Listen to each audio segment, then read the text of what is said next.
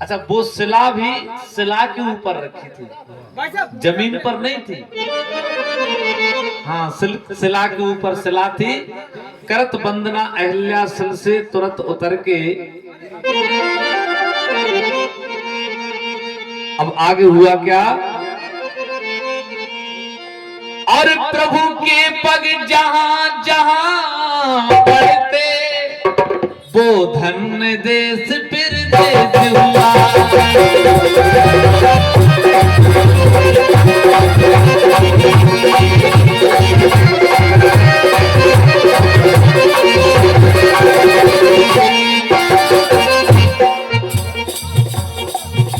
प्रभु के पग जहां जहां पड़ते, वो धन्य देश फिर देश हुआ। तो बिछड़े दिलों का मिलन हुआ, दुख तारुण दूर कलेश हुआ।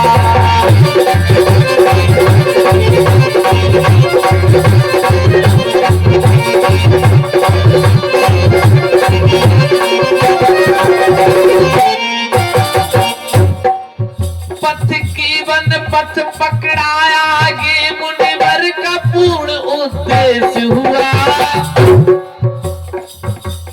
कुशल हेत कौशल पति का मिथिला में परम प्रवेश हुआ।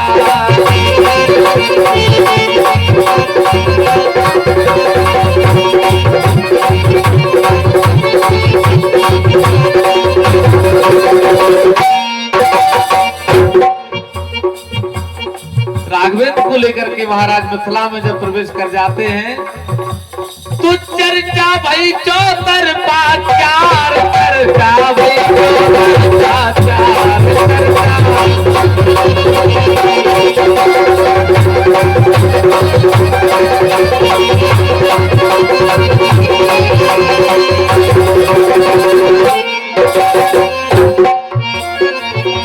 कि चर्चा भाई चौतर पाचार, एक मुनि संग दो राजकुमार, जिनकी शोभा अपरंपार ना जाए कहीं। उधर में एक दूत गया महाराज जनक जी के पास, कहने लगा कि महाराज कि जोनो दूतन दो संदेश, जोनो दूतन दो संदेश।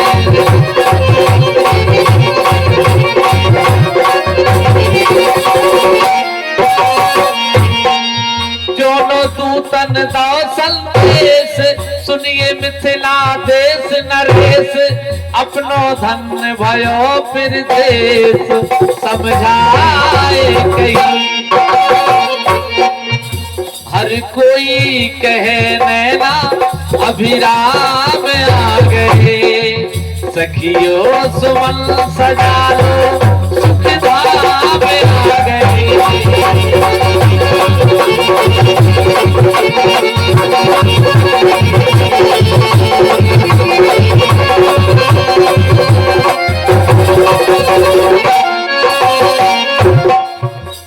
सखियां आपस में बात करती हैं, लगता हमारे पुण्यों के परिणाम आ गए। अब मैथिली के मिथिला में श्री राम आ गए।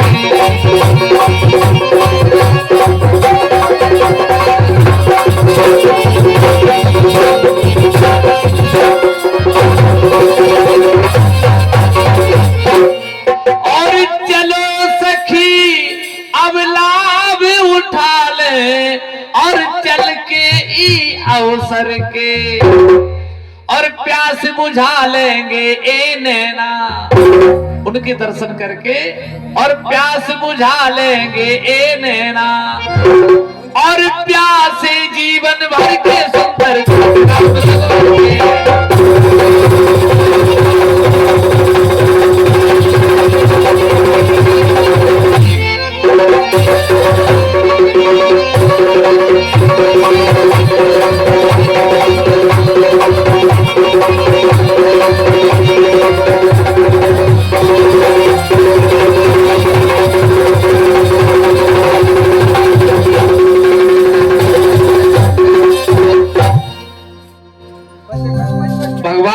में विचार आया कि जिनके लिए ये यज्ञ महाराज जनक जी करा रहे हैं, ये धनुष यज्ञ, तो उस कन्या का स्वरूप भी देखना चाहिए।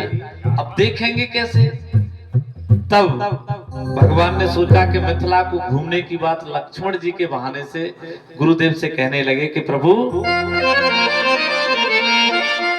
किले अज्ञापति और कर मुनि को प्रणाम, मिथिला घूमन को चले लखन सहित